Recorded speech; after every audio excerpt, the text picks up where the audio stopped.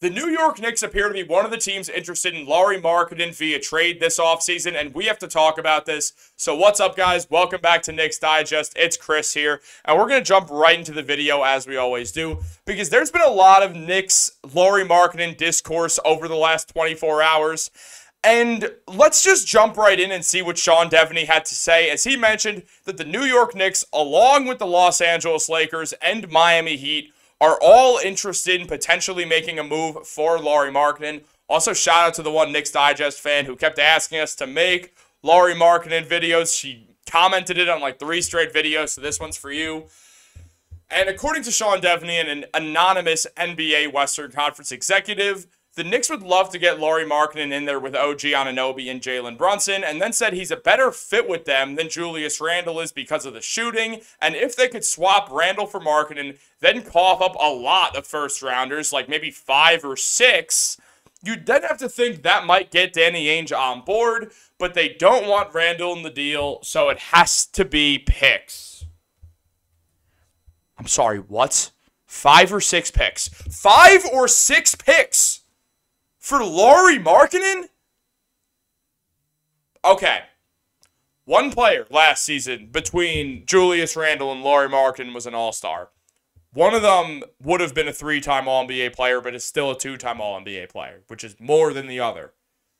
And one of them needs 6 draft picks attached to him, 6 first-round draft picks attached to him to trade for the other. You'd all imagine that wouldn't be the same one guy.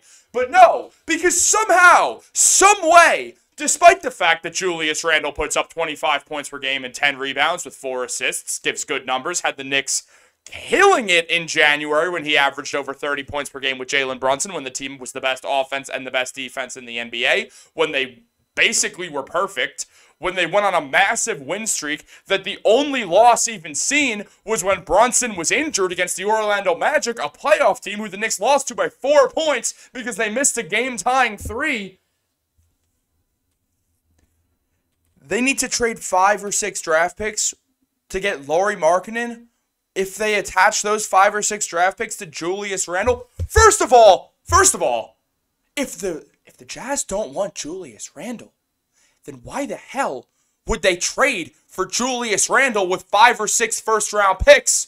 The contracts don't match up. So in this situation, you're assuming that the Jazz are just willing to eat $12 million of a player they don't want. I'm sorry, but is this Western Conference executive just like an idiot? Is he? Because there's a way around this. Lauri Markkanen makes $19 million per year. Bojan Bogdanovic makes 20 and is an expiring contract. If you said Bojan and 5 first-rounders for Lauri Markkanen, I'd believe that. I'm not going to believe... What? Dude, Julius is better than Markkanen. He's a better player. He is an all-star. He is an all-NBA player. He is one of the reasons why the New York Knicks have been revitalized. Also, he creates his own shot. Why the hell? What? No, I genuinely, cannot understand. I can't wrap my head around this.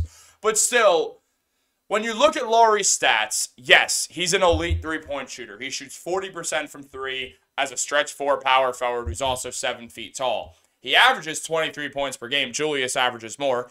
He averages 8.2 assists. Julius averages more. He averages 8.2 rebounds, which Julius averages more. He averages 2 assists, which Julius averages more. But somehow, someway, Julius Randle and 5 or 6 first-rounders might get Lauri Markkanen, a guy who wasn't an all-star this season. Makes total sense. Yeah, no, real smart. Real smart. That's what the Knicks should do.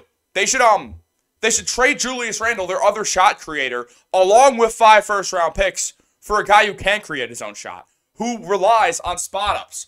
Look, in our new graphics, we add some key stats below the height and the weight. Lauri shoots 43% on corner threes, which is great. But the Knicks have DiVincenzo and OG, who are better than that. He also hits 98% of his threes. Those are assisted, meaning he creates 2% of his made threes. I don't even want to know his percentage on made threes that he's creating for himself. 50% of his shots, or 49% of his shots, are threes. Look, does the court spacing make it better for Jalen Brunson to attack inside? Sure. Yes, it does. But it also means that Jalen Brunson's now the only guy on the Knicks who could create his own shot if you make that trade. Something that was the biggest problem the Knicks had in the playoffs. I don't feel like watching Lauri Markkanen get exposed in the playoffs, something he's never been to in 7 years, because he can't create his own shot. I know Julius has not had good playoff performances. I get it.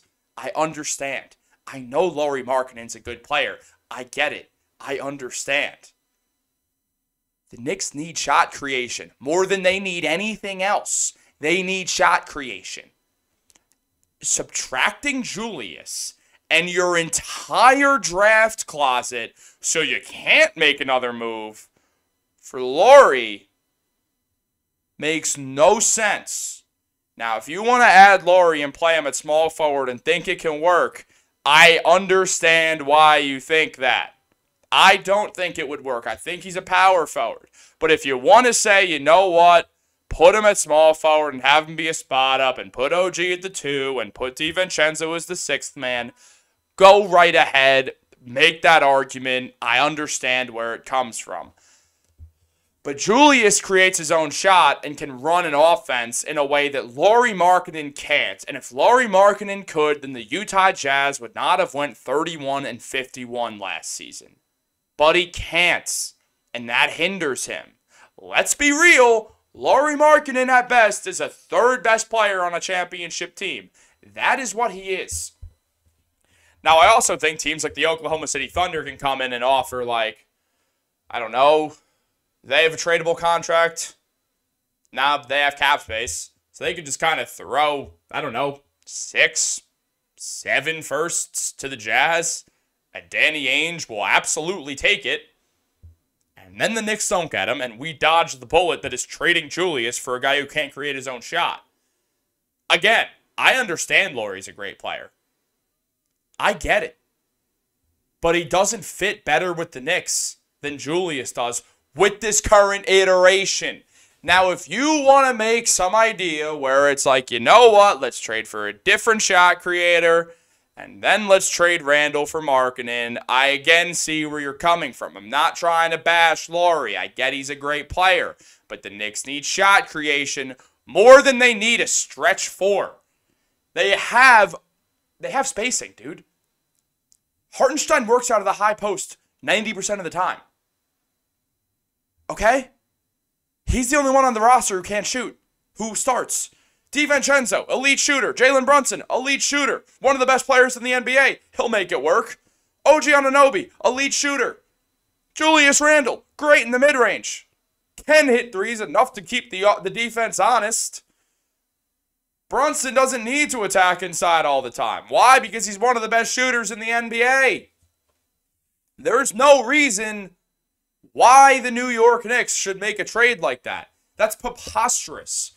Now, this NBA anonymous Western Conference executive also said that the Jazz always listen. Danny Ainge's reputation is overblown. He wants a championship team. He wants to do what Sam Presti has done in Oklahoma City. He knows he's a long way off still. They'll be tough, and the price will be high, and that's how it should be.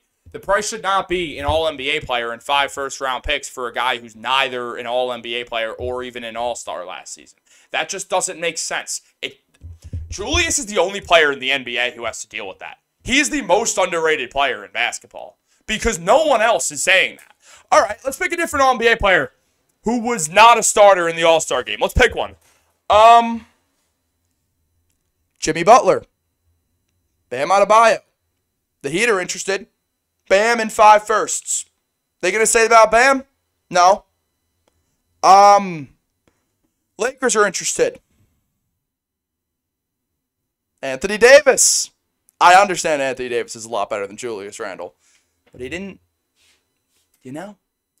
Just no. I'm not gonna keep going with it.